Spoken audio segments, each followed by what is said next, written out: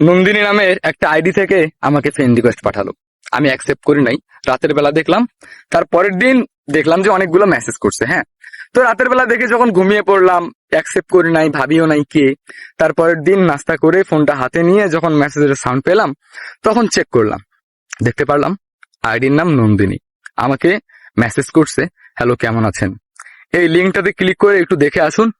আপনি যদি চান তাহলে ফ্রিতে ঘুরতে যেতে পারবেন, মানে ট্যুর, বাইরের দেশে। আপনার ভাগ্য যদি ভালো থাকে তাহলে আপনি অনেক দেশেই যেতে পারবেন, নেপাল টেপাল অনেক দেশে যেতে পারবেন।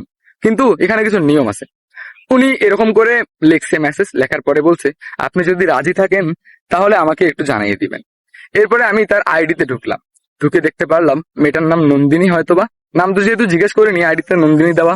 তো তারপরে তার আইডি ঘাটাঘাটি করে তার পিক দেখতে পারলাম। দেখলাম যে মেয়েটার বয়স হয়তোবা এই যে 22-23-এর মতো হবে।